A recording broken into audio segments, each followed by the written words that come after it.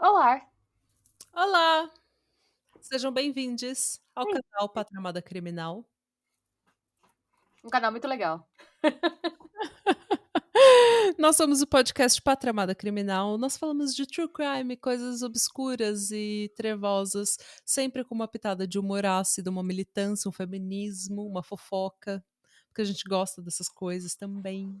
Amamos uma trevosidade, uma fofoca e uma militância. Fofoca.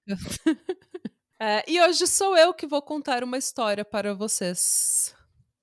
E hoje é uma história de uma sobrevivente. Eu ia fazer um Gosto. episódio, mas isso acabou virando vídeo, tá? Então eu vou falar aqui mesmo. O nome Promessa está sendo dela cumprida no YouTube, mas está. porque eu fiz o caso do Mike de Ferro. É Mike verdade. de Ferro Malloy. Se você não conferiu esse episódio ainda, lembre-se que nós estamos lá no Spotify, é só dar uma... Ou na Aurelo, se você quiser que a gente ganhe uma grana. Sim, num canal maravilhosamente bem gerido pela dona Natália. Gente, é o caso da Ellen Halbert, que é uma mulher que morava no Texas. Ela ainda mora no Texas, ela está viva, ela sobreviveu. Numa manhã de 1986, ela estava em casa, plena, com o marido e com o filho, iniciando o dia dela com o cafezinho da manhã, conversando com o marido na cozinha, De boas. de buenas. E o marido foi então jogar golfe e o filho dela foi passar o dia na casa de um amigo. E ela, sozinha em casa, subiu pro quarto, pegou as coisas dela e foi tomar um banho. Quando ela saiu do banho, ela viu no quarto dela um homem vestido de ninja. E, tipo, num primeiro momento, ela até começou a dar risada porque ela não entendeu o que estava Eu acontecendo. ia achar que é meu marido me pregando uma peça. Exatamente, porque ele estava todo coberto de preto, usando luva preta, só os olhos aparecendo, ele parecia um ninja. Então, ela não entendeu nada e só que ela começou a entender que a situação era complicada, era mais complicada do que ela estava imaginando, quando ela viu que ele estava carregando um martelo e, entre aspas, a maior faca que ela já viu na vida dela. Eita, nós, uma peixeira.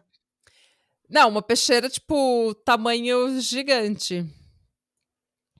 Ai, Ah, peraí. que pavor. O homem, então, começou a gritar com ela e jogou ela no chão. E ela falou que, tipo, quando ele jogava ela no chão, ela se levantava, porque ela não queria ficar no chão. Claro, você tá na minha casa, você vem gritar comigo e me jogar no chão? Detalhe, ela tava pelada ainda. Ah. Então ela tava extremamente vulnerável, ela tava vulnerável de todas as formas. E ele jogava ela no chão e ela levantava. Ele jogava ela no chão e ela levantava. Só que ela não conseguia sair porque ele tava bloqueando a porta do quarto dela. Então o que ela fez foi ir pra cama e, tipo, tentar se proteger, sabe? Com os braços, assim, tentar se cobrir com os braços dela. Daí ele joga ela da cama, amarra os punhos e os tornozelos dela, tira a máscara dele, coloca no, tipo, venda os olhos dela e fala: "É uma pena que você não pode me ver, porque eu sou um homem pardo e eu sou muito bonito." Autoestima do homem hétero. A autoestima do homem pardo agora, né? Mas tudo bem. E tipo, e daí ela imediatamente começa a implorar pela vida dela. Ela imediatamente, ela sabe que ele vai violentar ela pelo contexto. Ela começa a implorar pra ele: "Por favor, não faz isso, não faz isso, não faz isso." E daí ele começa a falar pra ela: Você mora numa casa muito bonita. Você deve ser muito rica. Quanto dinheiro você tem? Eu aposto que você tem dinheiro nessa casa."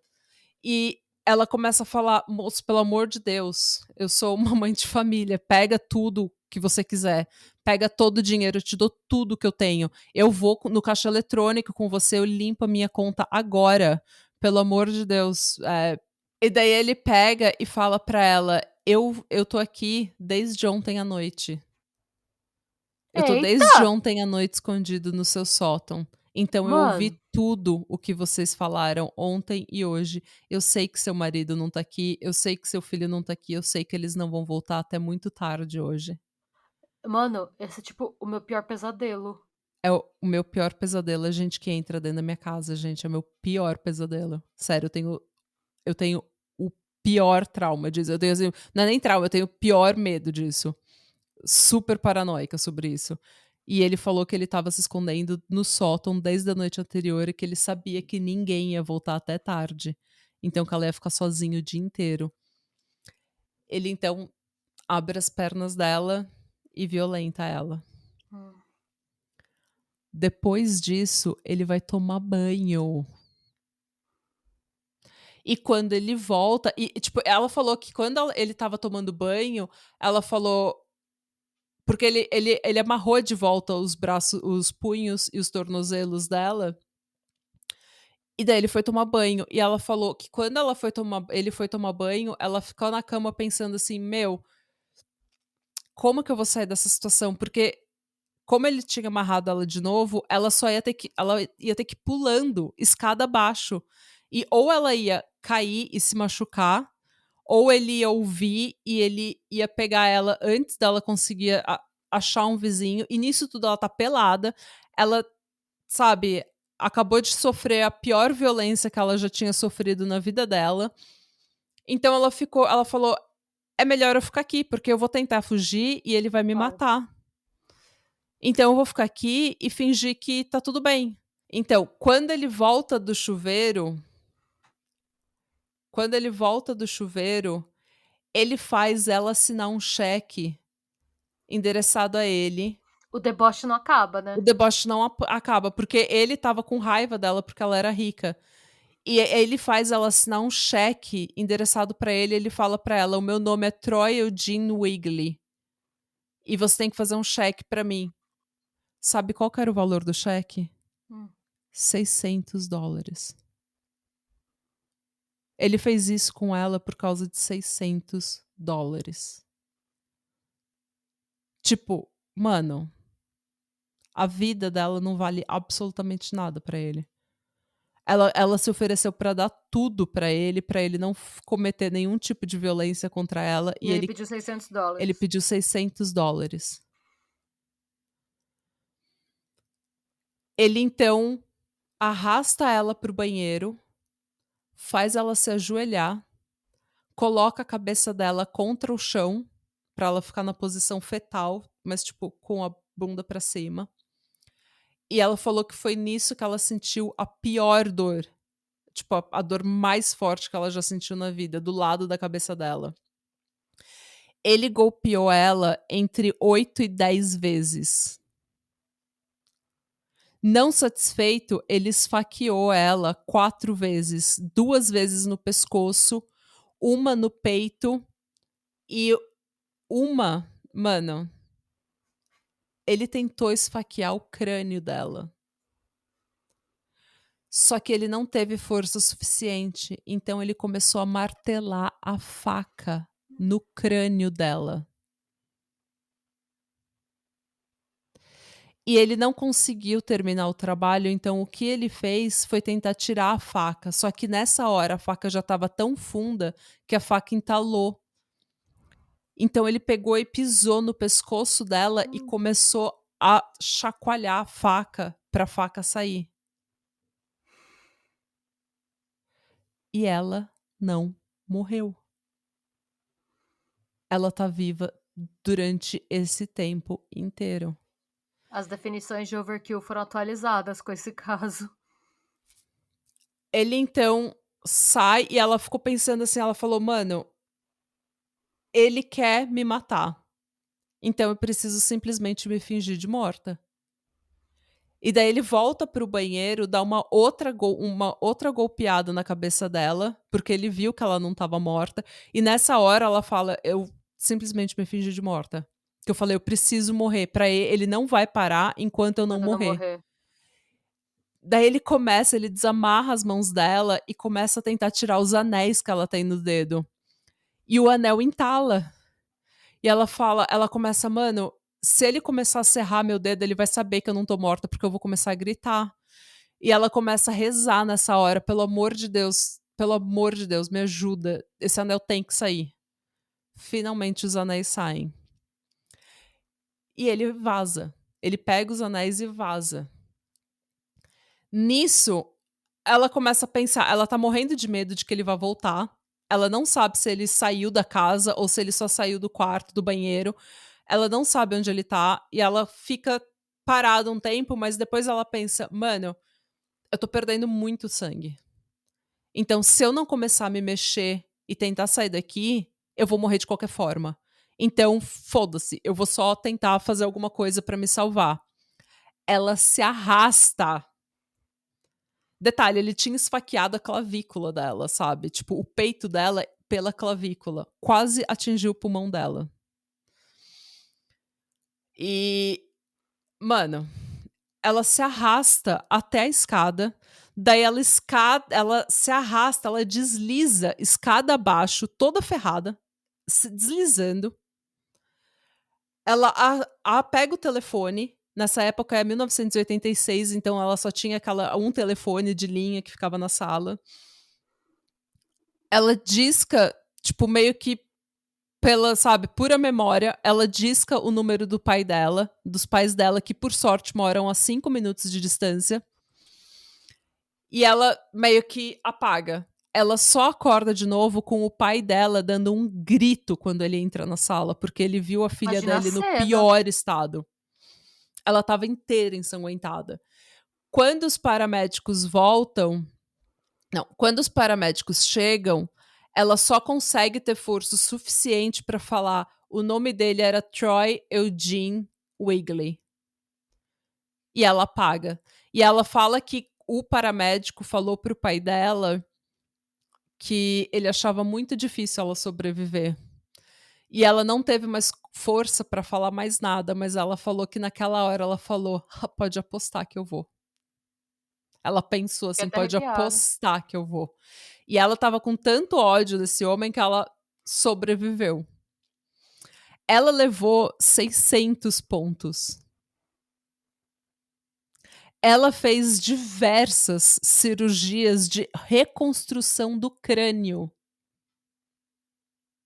Ela falou que ela ficou horrível. Ela estava careca, cheia de cicatriz, e ela, quando ela voltou para casa, ela estava com um estresse pós-traumático imenso, que ela não estava conseguindo lidar, tanto que ela não conseguiu lidar com o fato de que ela tinha sido sexualmente violentada por meses, porque ela não queria aceitar que isso tinha acontecido com ela. Ela teve que passar por várias cirurgias, sabe, tipo, e recuperação, o processo de recuperação foi extremamente lento. No processo de recuperação dela, o marido dela se divorcia dela, porque ele não aguentou. Ele queria que ela superasse a violência que ela sofreu muito mais rápido do que ela conseguia sobreviver. E ela também falou que por ela estar horrível, né, tipo, cheia de cicatriz e tudo mais, ele estava super distante, super frio com ela, ele não conseguiu voltar com ela. Demorou muito pra ela se recuperar, mas o que ajudou ela foi que eles pegaram o cara praticamente no mesmo dia, porque eles só foram no banco onde ele ia pegar o Sacou cheque cheque. dele. Tipo, ele deu o nome dele pra ela. Porque ele achava que ele ia matar ela. Ele achava que ele matou Imbecil. ela. Então ele estava super confiante. Mas ela falou que o processo que ajudou foi que ela procurou o centro de crise de Austin para mulheres que foram vítimas de violência sexual. E ela começou a contar a história dela e começou a compartilhar a história dela com outras vítimas. E ela falou que isso ajudou muito. E ela vendo isso, ela ela virou uma verdadeira ativista por vítimas de violência sexual e violência extrema. Em um desses grupos, ela conheceu o novo marido dela, que também Hum. tinha sido vítima de um desses ataques.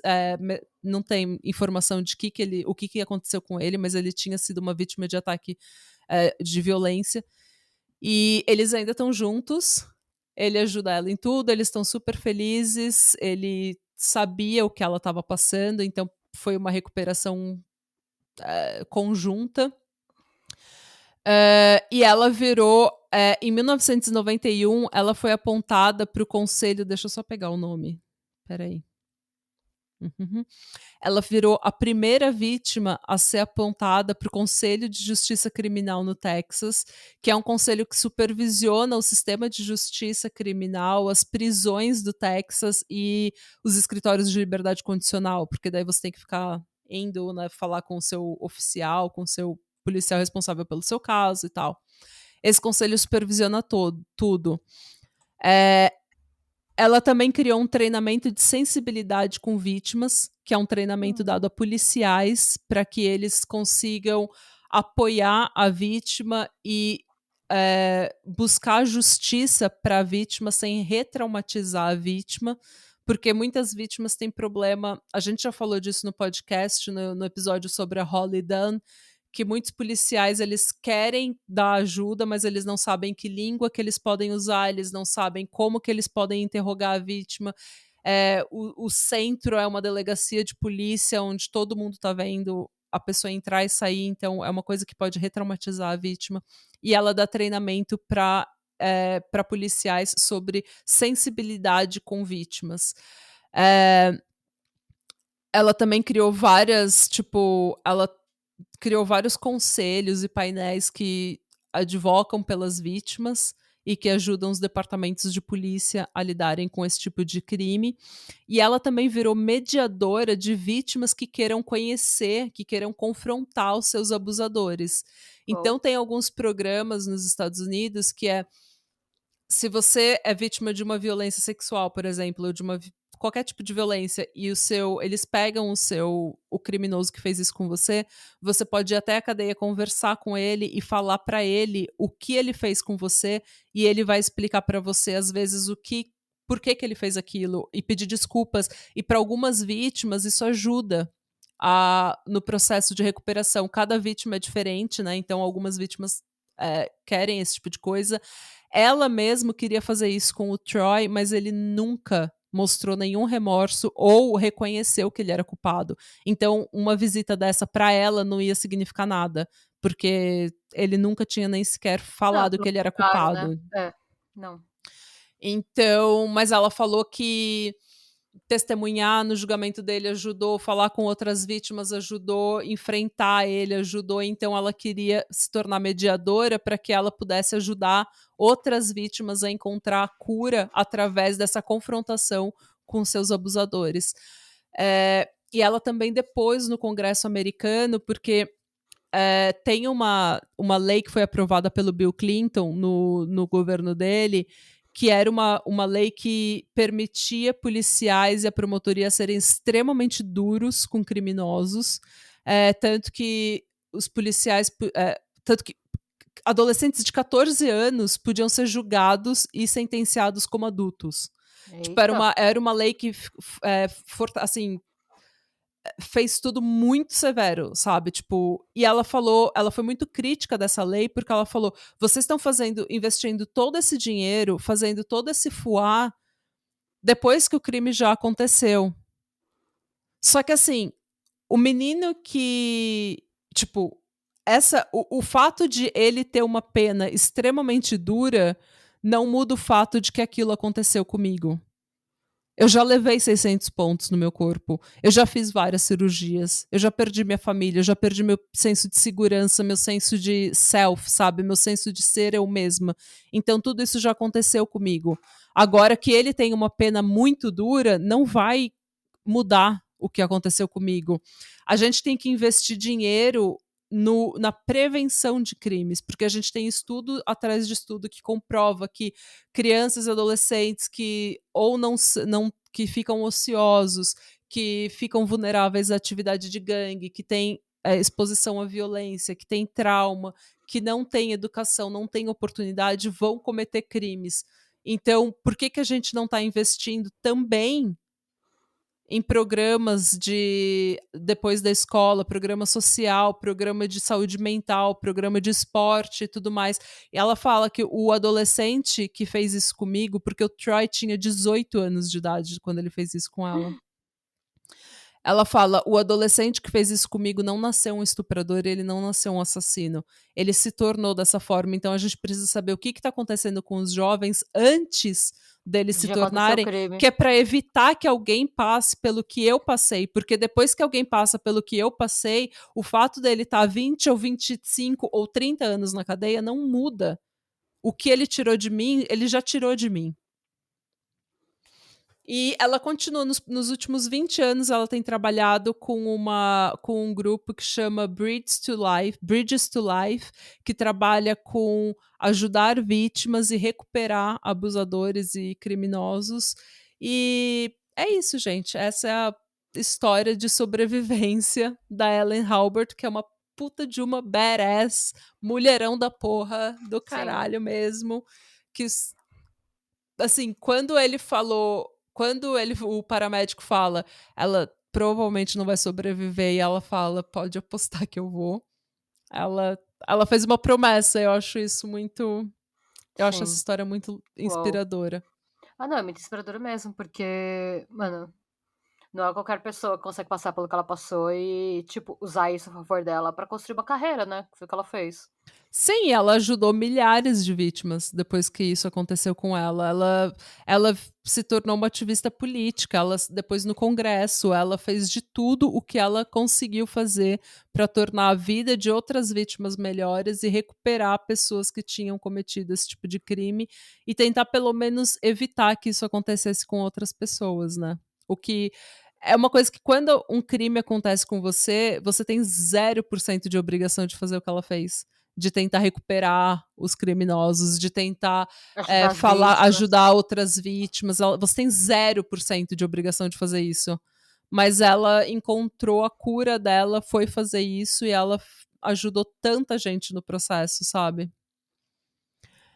E é isso. E tem uma frase que quando ele estava pra violentar ela, ele jogou ela na cama e ele fala: "Por que que você não aproveita pra relaxar e se sentir inferior?". E ela nunca se sentiu inferior. E ela nunca vai se sentir inferior, porque ela nunca vai ser inferior, Você eu sabe acho. quanto tempo de cadeia ele pegou ou não? Não. Não. Mas é isso, gente. Nossa, muito bem contado. Meu Deus, que Meu mulher. primeiro vídeo curto. Eu consegui não hablar mais que o homem da cobra. Nossa, que história, gente. É, gente, é isso. Se você gostou desse episódio, não se esqueça que toda segunda-feira nós temos um podcast que está no Spotify, Deezer e em qualquer lugar que você encontra seu podcast. E todo domingo, lá pelo meio-dia, tem um vídeo novo aqui, casos inéditos que você não encontra no podcast, você encontra Sim. aqui todo domingo. Então, dá um inscrever-se no canal, dá um like, dá um joia, deixa seus comentários aqui, diz pra gente o que você achou e é isso. E apoie a gente na Aurelo se você tiver condições e bondade em seu coração. E sejam bons. E busquem conhecimentos. E tchau. Tchau.